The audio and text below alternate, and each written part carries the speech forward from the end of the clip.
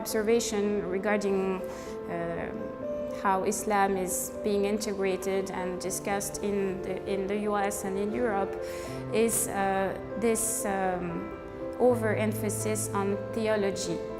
So the main responses of governments and societies regarding the presence of Muslims in Western societies are security, integration, and representation.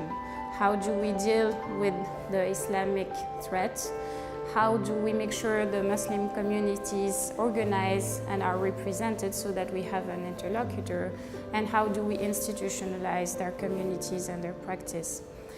And these are all important issues and challenges, but the problem is that the three challenges tend to be linked constantly to theology, to the discussion of theology. And one argument I make is that there should be a disconnection between the question of representation, integration of Islam, and the question of theology. What I mean by that is that theology is important. It's important to have theologians and reformers and people who think about the religious text, but that one should not constantly bring back all the Muslims with all their diversity to the text, to the Quranic text, to the tradition, to the sacred text.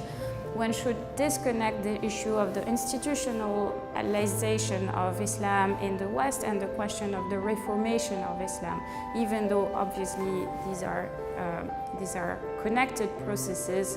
I think there are urgent, pressing needs of the Muslim communities, and that they don't need to be constantly brought back to the issue of theology. The disconnect between the intensity of a religious practice and the radicalization of a political attitude. And I think in the current debates about radicalization and the permanent securitization of the issue of Islam in Europe and in the US, there is this constant shift that is never questioned between endorsing an intense religious practice, being a fervent adherent to a faith, and being a dangerous political actor. And it's important to remind that there is no logical link between one and the other, that someone can have a radical practice in a sense of an intense practice, that he's someone who's very attached to a number of dogmas that we may not like, but that doesn't mean he or she will necessarily become a dangerous, disloyal citizen. So again, here this links back to the discussion about theology.